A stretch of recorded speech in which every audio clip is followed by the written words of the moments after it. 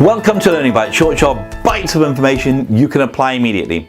We've been looking at prioritizing this week, and being a fifth week in a month, we're sticking in an extra one. And for me, prioritizing is one of the absolute pinnacles when it comes to time management. Now, time management obviously is a myth because you cannot manage time. You know, time is what time is. There are 86,400 seconds in a day. And as of this second right now, there's 5 seconds gone. And there's nothing you can do about it. So you can't manage time. You can merely manage yourself inside of the time that you have. We like to call it time optimization. And one of the most effective ways to optimize your time is to know what you need to prioritize.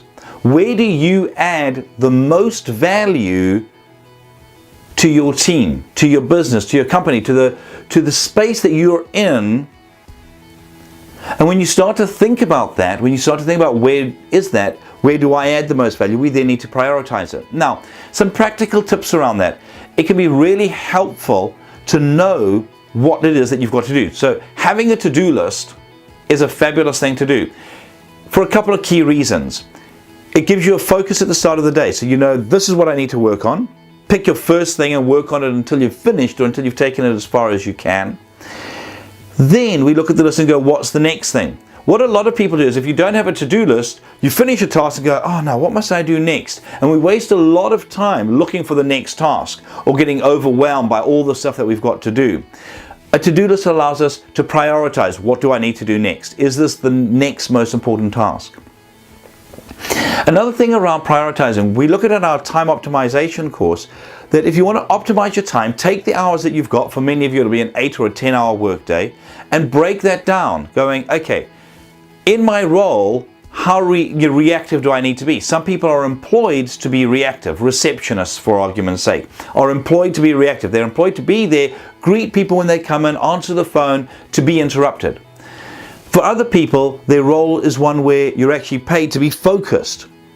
So a lot of architects, for argument's sake, need time where they can actually focus on what they're designing. People doing tenders need time to focus on that.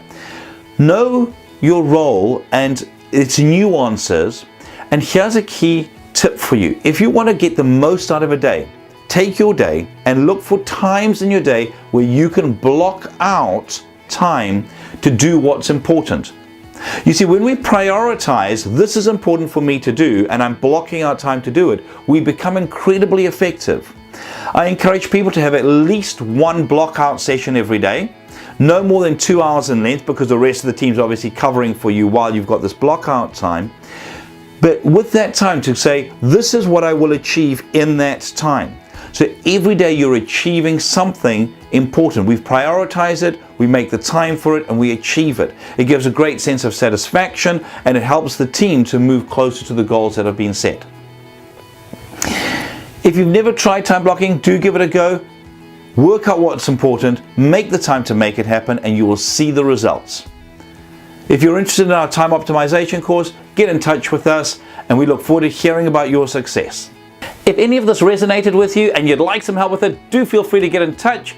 Drop me an email at mike@thinkright.co.nz or 0272 987 523 or our website www.thinkright.co.nz.